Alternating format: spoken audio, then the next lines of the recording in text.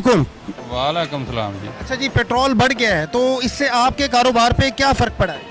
ਫਰਕ ਚੰਗਾ ਭਲਾ ਪੈ ਗਿਆ ਜੀ। ਅੱਗੇ ਸਵਾਰੀ ਜੇ ਇੱਥੋਂ ਸਲੀਮੀ ਚੌਕ ਜਾਣਾ ਹੁੰਦਾ ਸੀਗਾ ਉਹ 30 ਰੁਪਏ ਕਿਰਾਇਆ ਹੋ ਗਿਆ ਵਾ, ਅੱਗੇ 20 ਹੁੰਦਾ ਸੀਗਾ, ਅਗਲੇ ਬਹਿ ਜਾਂਦੇ ਸੀਗੇ ਚੱਲ ਯਾਰ ਕੋਈ ਨਹੀਂ 20 ਰੁਪਏ ਹੀ ਆ ਖੈਰ ਆ। ਹੁਣ ਜਦੋਂ ਦਾ 30 ਕੀਤਾ ਵਾ ਉਦੋਂ ਦੇ ਅਗਲੇ ਕਹਿੰਦੇ ਓਏ 30 ਰੁਪਏ ਰਹਿਣ ਦੇ, ਤੁਰ ਕੇ ਚੱਲਦੇ ਆ।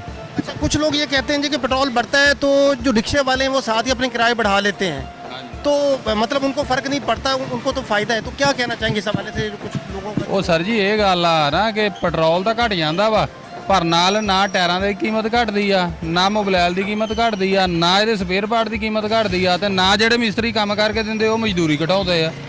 ਇੱਕ ਕੱਲਾ ਪੈਟਰੋਲ ਨਾਲ ਤੇ ਨਹੀਂ ਨਾ ਗੱਡੀ ਚੱਲਦੀ। 280 ਕੱਲੇ ਇਹਦੇ ਨਾਲ ਤੇ ਨਹੀਂ ਨਾ ਗੱਡੀ ਚੱਲਦੀ ਹੈਗੀ।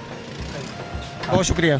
अच्छा जी, चलते हैं और लोगों से भी जानने की कोशिश करते हैं कि वो क्या कहते हैं। अस्सलाम वालेकुम। हाँ जी, पेट्रोल बम गिर गया है, अब